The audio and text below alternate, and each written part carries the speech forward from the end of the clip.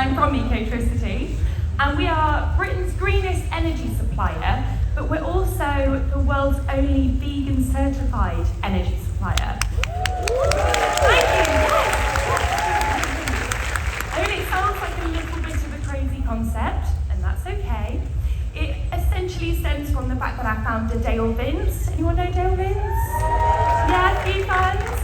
He is absolutely a vegan. He has been as long as I've known, and he is probably best known for veganising Forest Green Rovers quite a few years ago. And so Dale Vince was a pioneer of green energy about 30 years ago. And a few years ago, we discovered that there were animal body parts and slurry being used in the energy mix for things like AD fuels and biomass, which is really gross. It's really unethical. But it also means that the energy industries are actually giving money to factory farming, which is just a link that blows my mind, personally. And so that means that not only is our money, if we're with an energy supplier that are doing this, our money is going to those factory farms, but it also means that the factory farms, which are one of the top 2 emissions of carbon, we're funding that. So it's not as green, surely. So it does beg the question, as vegans, should we have energy ingredient lists, on everything that we have, everything that we own? How far should we be looking into the ingredients of everything that we buy if an energy supplier can be funding factory farming? What else is putting your hard-earned money into different products and supply chains? So we're very proud to be certified vegan by Viva and the Vegan Society. Thank you. And we're also very, very proud today to welcome our partners, our guests, our friends, Juliet, founder of Viva, Ian SD, founder of Bosh, and Paul Sands, Chief Growth Officer at Ecotricity.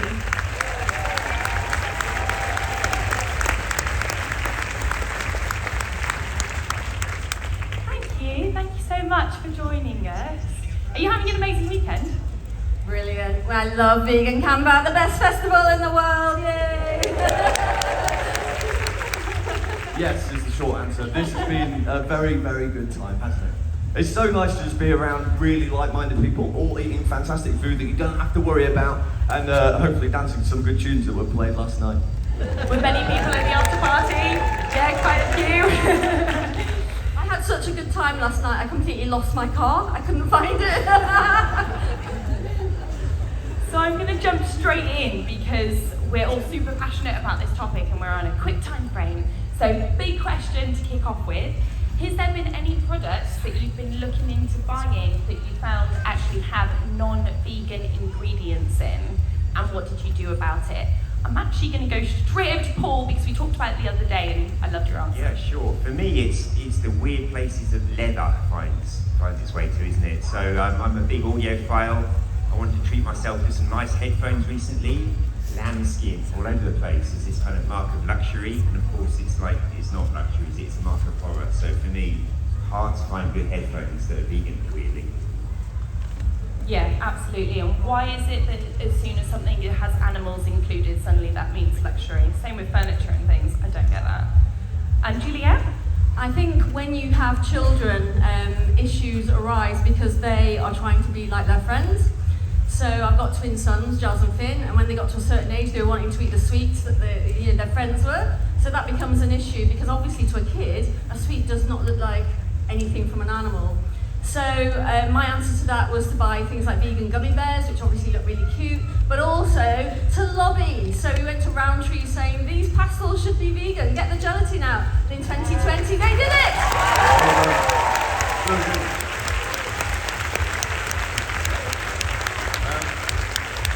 I really like chocolate. Chocolate's great, isn't it? Dark chocolate specifically is really good, and the brand Lindt do dark chocolate, and usually dark chocolate's vegan, obviously, but they do this mint chip one, right? And I was eating this mint chip one. It's dark mint chip. It's definitely going to be vegan. Didn't really think about it, and then flip it over, and it's not vegan. So I was like, oh goodness. I've been eating this chocolate I really like. And all it is those little minty crisp bits have got something of an animal in there, but as soon as I found that out, it's like they went away. So now it's just regular dark chocolate instead of the minty stuff. Which, I mean, we've got loads of choice, so I'd like to think that that's not going to stop us from eating chocolate. But it does beg the question, though, doesn't it? When we as vegans are faced with whether we go to companies such as Lindt, or of course there's the big manufacturers suddenly and big corporations suddenly having vegan options, we're quite often faced with the question of, well, if we start buying the vegan products from those big corporations, is it demanding change? Or does it mean our hard-earned money is still funding animal exploitation? What do you think, Juliet? This is a really big one for Viva. As you can imagine, it comes up all the time and debates within vegan community. So Viva is not set up to be a vegan club that's really niche. I set it up to actually reach people who are consuming animals and to change, make real change. And so it's really important that veganism is perceived as something that is accessible. Because if you take that argument to the logic that you can't buy from anybody that's making money from animal products, it means you cannot go into a supermarket. It means you can't go to a restaurant like Wagamama or Pizza Express who've got whole vegan menus, because they make a lot of money from selling meat too. We all know that. So it's about making veganism, having people like those restaurant chains have veganism seriously on the menu and shifting them to change makes veganism normal to the mainstream, and that is really important, getting people to change. The other thing I've heard a lot on social media is that when Greggs, for example, did the very famous vegan sausage roll, that, oh no, it was only vegans going in there to buy them, so therefore they were propping up Greggs and they didn't go in there before. This is an absolute nonsense. I want to make this really clear, because I spoke to Greggs before they actually launched. They did some very in-depth research into the British market, and I will just tell you the truth, that they decided the vegan market was not big enough to actually be able to launch and really push the vegan word without getting meat eaters to buy in. So in fact, from their own research, they decided to still go with the word vegan, not plant-based, which I was so pleased about, because again, it's making vegan accessible, normal. The perception of it is shifting all the time. Yeah, and of course, as you all know, it was a massive success. It raised their profits something like 40 million in 6 months, and they distributed 7 million to their over 20,000 staff as a thank you to them. The point is that sausage roll is still there, and other vegan products are still there at Greggs, because they appeal to what they label as flexitarians, the meat reducers. It's the meat reducers who become vegetarian, who become vegan. We have to accept this and celebrate it and encourage it.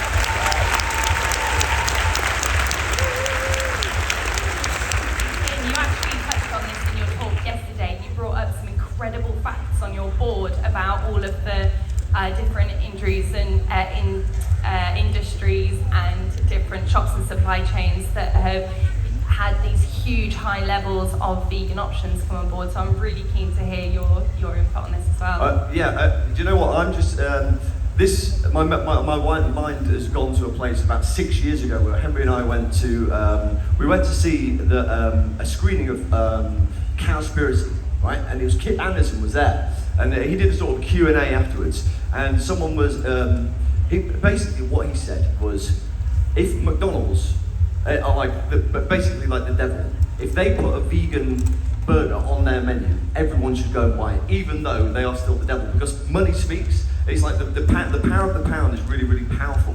So essentially, a company like McDonald's really doesn't really care what they sell. So if all of us go and buy a vegan burger, they see that sort of thing like going up in a graph. They think, oh, that vegan thing's working. Maybe we'll put something else on the menu too. And that just slowly but surely, the cracks there, and it just gets bigger and bigger and bigger. And before you know it, you might be living in a world where McDonald's is like 50% vegan and maybe even more. So yeah, I think it's really important for people to go and buy vegan products in non-vegan places, because it just helps the whole movement. Yeah. I'm just going to nip in and just tell you something really sorry. I disturbed your applause. I just want to tell you something really interesting, because you broke a memory. I met the CEO of McDonald's in the USA. point. He said McDonald's had made the commitment to never sell anything vegan. Okay? Because we had the libel trial, which lasted 4 years in the UK. You're all too young to remember this, but I was there. I gave evidence at the libel trial. And but the thing is with McDonald's, when you mix with teenagers, you have to get real. That kid wants to go to McDonald's with their friends. This is the reality of living a life. And them having a vegan burger is a mega change. You know, the fact that Burger King have said they're getting 50% within 7 years for a burger chain, this is what we need, because to change political systems, we live within capitalism. At the moment, I'm afraid it's really important to shift businesses and industry to make real change, and we need to do it very quickly. There are loads of CEOs and deputy CEOs of some very important companies out there who are vegan, I can tell you. We've got to keep pushing, Well, I almost agree, but so Ecotricity's policy is we have kind of red lines, and we would fall over ourselves to supply energy to a vegan business or a progressive one. But for us, we have a kind of red line that if a business is just famous for animal exploitation or for meat or whatever, there's a risk of greenwashing, we think, or vegan washing there. So for us, we wouldn't supply energy to a McDonald's. A lot of people in the middle ground will help them along that journey, but I think for us, some businesses have just made too much money from animals in the past, and we kind of want them to fail, to be honest. So we wouldn't.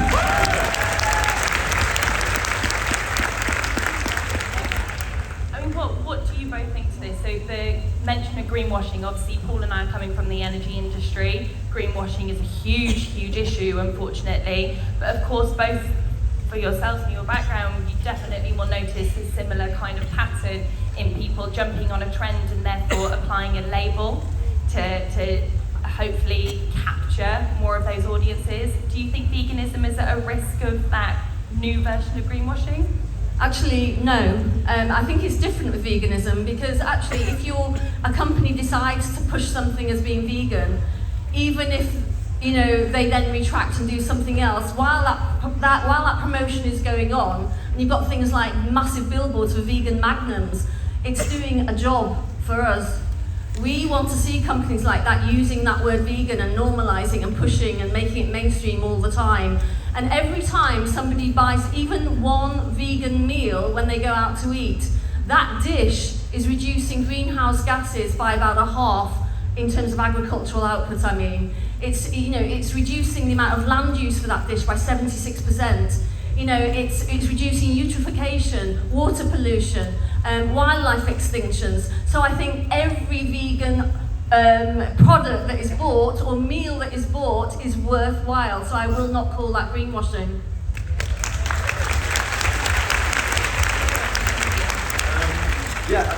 There's a word. I'm not going to talk about the word vegan. I'm going to talk about the word sustainability, because that is a word that just gets bandied around left, right, and centre now. You can walk into Primark and it's a sustainable something or other. It's like, is it really? I think that the word sustainable has become so prevalent in British society, in the wider society now, and people hang their hat on it and think, oh yeah, what I'm doing is great. But that is a word that needs some definition, because I feel that no one really. It's almost like the word love. You know how you might love your mum or your newborn baby, or you might love like a vegan chocolate or whatever. It's like a really wide-ranging word, and the word sustainability is kind of the same. It's one person's sustainable is someone else's not sustainable. So I think it would be really good to sort of have a solid definition about what it means, and then we have we hold businesses accountable when they start using it improperly.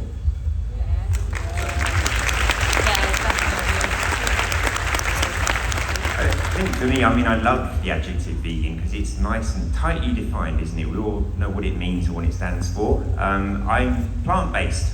It looks like I'm the controversial one on the panel today, but I worry a bit more about that term, actually, because I wonder, well, why has that got so much currency, really? And I'm glad there are many plant-based products, but we already had a great adjective, vegan, and I think for me, veganism kind of has connotations of activism or ethics about it, and maybe plant-based doesn't. So I worry a bit that it's kind of, it's a sort of neutered term to use, and why not just stick to vegan in my view? No, I do agree actually, and it is a bit controversial. So when Pizza Express put vegan across their pizzas in massive letters in the supermarket, I was so thrilled. I was so thrilled that Greg's used the word vegan. I think we have to stick by it because we have to remember people are on a journey. We're all on a journey, nobody's perfect, and I call it a road of compassion.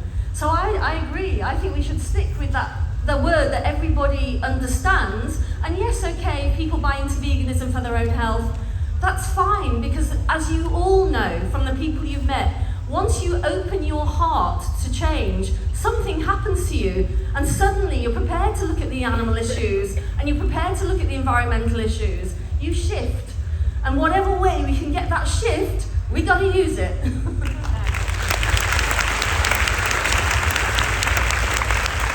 Absolutely. Do you think that, so whether it's vegan or plant-based, or you're looking for a certain badge, because of course there's a few different certifications out there. I've mentioned we're really proud to be Viva and Vegan Society certified. I quite often look for those particular badges when I buy things. So when we're looking at that whole supply chain and going back to the question of the hidden ingredients and how far we look back at that, do you think that there are particular industries that have a bigger part to play in making sure that they're using the certain terminology, they're using the specific certifications? Are there some industries that need to do more than others do? Well, I would just say, obviously the animal agriculture industry needs to go for that. You know, I mean, that full stop, isn't it?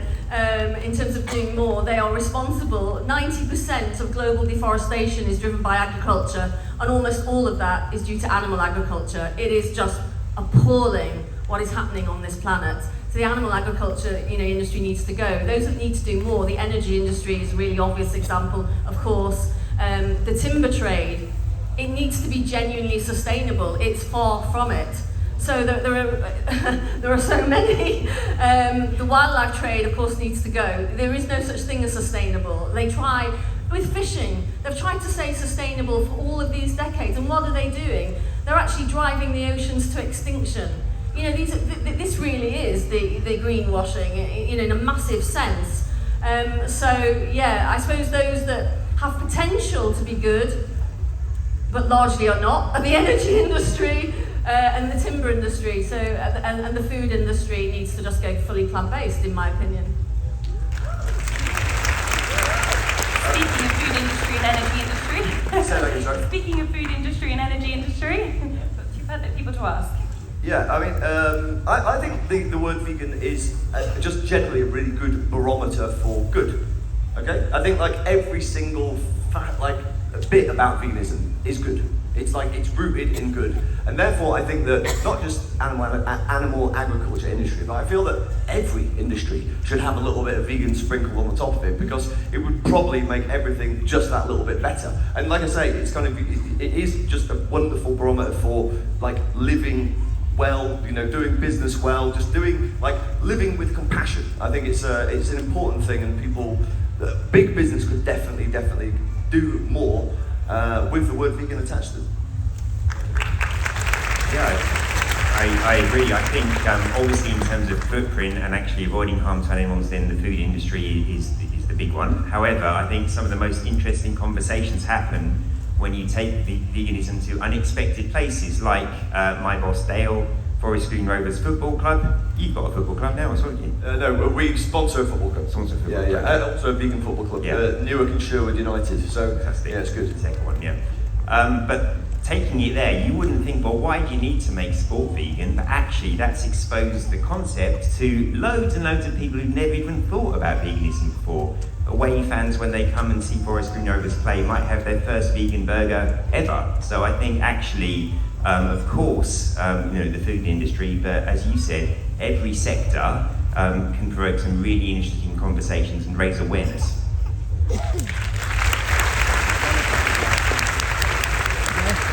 Yeah, definitely at Ecotricity, we've certainly been very, very vocal in educating, haven't we, what that means, vegan energy, and what other companies are doing that are not vegan. And it's been fascinating talking to so many people across this weekend where each and every one of the people that I've spoken to have gone, oh my goodness, that's crazy, I didn't know that that was the case. So I definitely agree, it needs to be everywhere and it needs to be vocalised, it needs to be educated, we need to know what's going on, don't we? So I want to leave a bit of time for questions, and I believe there's a roaming mic that's going to appear. So I'm going to finish with my lovely panel on a really big question. Perfect world. What do you see for, or what do you hope for, I'm not going to say veganism, and I'm not going to say vegan industry, I'm going to say for us vegans as individuals. Juliet? Well, as individuals, when you go vegan, it's a roller coaster, isn't it? Because you go through different emotions when you wake up to the reality of what is happening on this planet. And once you've woken up, there's no going back, and so you start to notice things. You start to look at videos, you know, where you see, and I personally investigate how animals are factory farmed, and I've seen animals literally dying in pain in front of me far too many times. I'm aware of the impact on our world. You know, we're setting up Viva in Uganda this year. It's one of the most beautiful countries on the planet, but I'm deeply aware of how animal agriculture is destroying, you know, the forests of the world and all the wildlife that are with it. So I think from a personal vegan perspective, what I want to feel and see is peace, not violence, and compassion, not suffering. And I think that really sums it all up for me.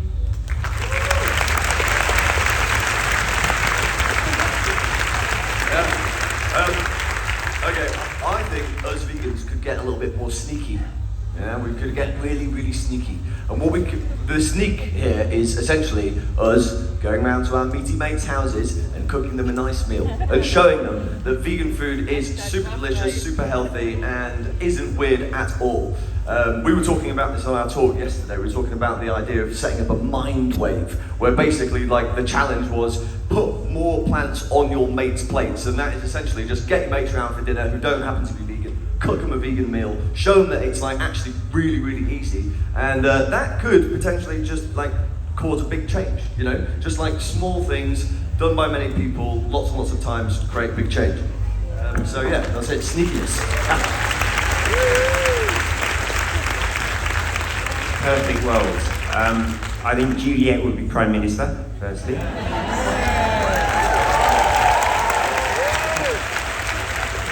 I would certainly. Dale would be my energy minister. But yeah, you know, I mean, look out there. You know, we've got a little mini perfect world going on, haven't we? You know, we're compromising on nothing at this festival and having the time of our lives, right? So we just need this, but a lot bigger, right? Compassion is the norm, and you're with great people with similar views.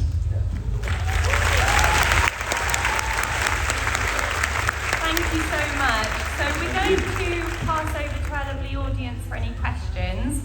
I haven't got a watch, so if anyone wants to jump up and down whenever we're nearing the end, that would be appreciated. Thank you, Lawrence, thank you.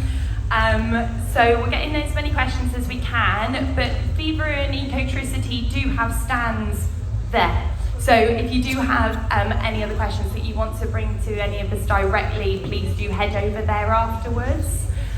We have a question that's really eagerly gone up straight away, so I'm going to go straight to you.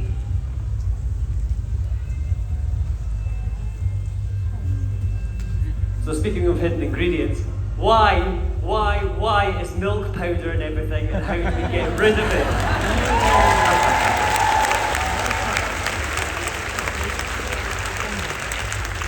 I think that the reason why that's in there, from a food perspective, is mouthfeel, because like it kind of gives like this silky slipperiness across the tongue, and people seem to really, really like that. So that I think that is one of the reasons why casein, milk powder, gets into like bits and bobs here, there, and everywhere.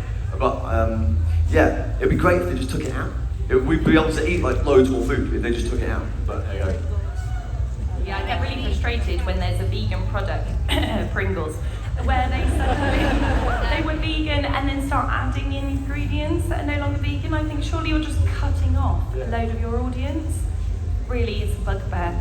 But great question. Is there anything that anyone wanted to answer to that? I just think the reality is that one of the reasons milk powder is used is because the dairy industry has been so supported by government for literally decades.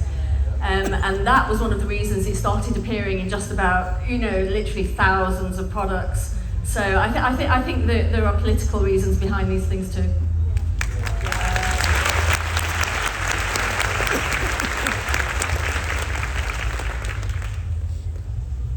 Hiya. So within veganism, obviously we strive to do the best for the animals. But speaking of hitting ingredients and a lot of crime and all of these things, I was wondering, at what point do we also take into consideration the human cost of some of the things that we're buying? You talked about Primark, we've talked about food, in the energy sector and the government, there's criminal underpaying of some people, not just like in the NHS, in the energy sector and all of these places. At what point should we take that as a hidden non-vegan ingredient? People being kind of like underpaid to the point of suffering in a cost of living crisis, etc. I think that's a brilliant question. I mean, one of my massive passions is women's rights. I cannot bear the fact that women are treated the way they are in fact, the majority of the world. And I do see all of these issues as connected. I see it as I said before, as a road of compassion. And I think it's really to get people on that road, because unfortunately we've been normalised to thinking that cruelty and suffering is acceptable. And we have been pushed to the margins as being the extremists for caring. You would think if we were an intelligent species, we would act on the evidence and do the opposite, but we do not. And we tend to follow rather blindly. So I think once you get people on this road of compassion, I think then you start to educate as people go along that road, and you add in the different issues as you go along. So I do think it's part and parcel, and I think it should be, actually. I think you're absolutely right. It's all there. But I just temper that with saying, when you're dealing with somebody who eats meat, fish, dairy, eggs, the whole lot, you have to gently bring them along that road and be honest, but congratulate and cajole and nudge, rather than be judgmental and telling them that they're not perfect. It's all about tone and how you do it. But I agree, absolutely. Once you've made those decisions and you are fully vegan and you're confident in your veganism, I believe you really should be taking those human rights arguments into account when you're that educated, definitely. Me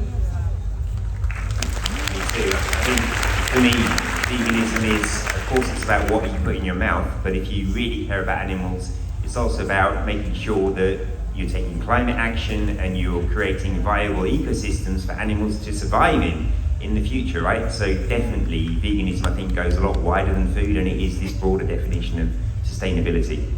Yeah. We have time for one more question, which I think has already been shotgunned over there. But Hold on, that lady had two hands up for basically the whole two time. hands up, so keen. Yeah, shout.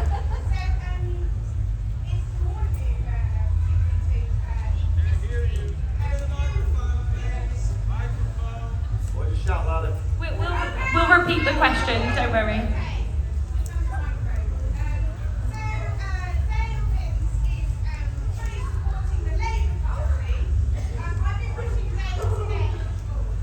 Asking Dale to get Labour Party councillors and MPs carbon literacy trained. Are there any politician vegan groups, any politician vegan literacy training sort of schemes that Viva or Ecotricity could do? That would be amazing. I don't know if it exists, but I think that would be a really powerful thing to bring all of the vegan politicians together to get their voices heard as well.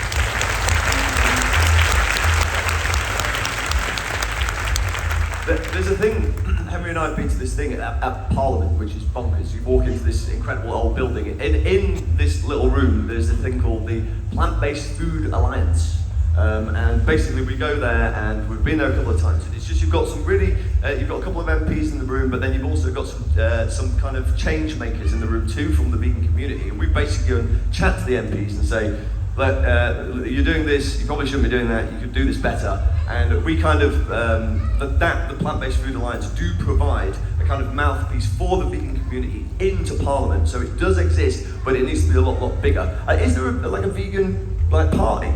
Should we set one up? Yeah. Who's going to vote for us?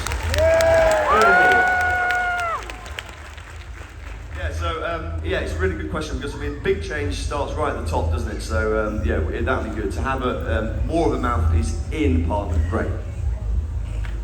Yeah, I totally agree. I think Dale himself is just such a force of nature. Definitely the most inspirational boss I've ever had, and he's out there networking as hard as he can with politicians. So the other thing is not quite the same thing, but he's also started something called the Ministry of Eco-Education, which is all about getting veganism and sustainability into school curriculums. And of course, those guys are the politicians of the future, right? So we need to get it into schools and then into politics as well.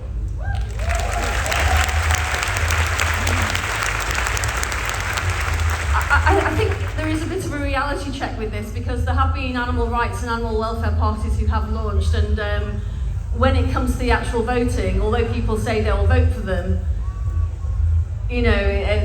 let's just say they got very, very few votes and no MPs in Parliament. And even the Green Party, if you think about, much as I love the Green Party and everything it stands for, if you look at the number of MPs it's got, I'm not saying it's not had influence, it has, but not as much anywhere near as I would like, and as I'm sure as you would like. And they have a structure and have been going for quite a long time now.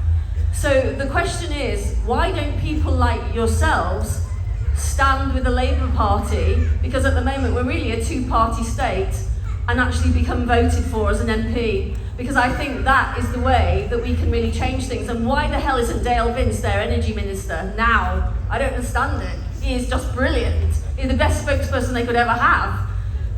But I'm serious to you all out there. Think about it. Think about, heading that way, because that's what we need. We need vegan people to go forward as Labour Party MPs.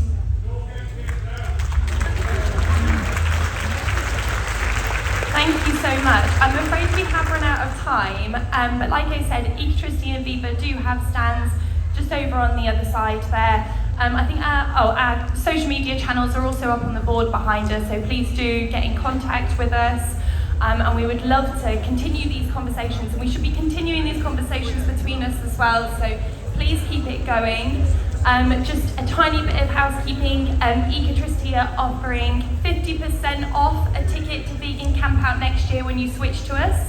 So please do go and ask our lovely team, Imo and James, on our stand today, and they will give you all the information on how you can grab your hands on 50% off a ticket. But thank you so much, everybody, for coming along, and thank you to our speakers. Thank you. Cheers.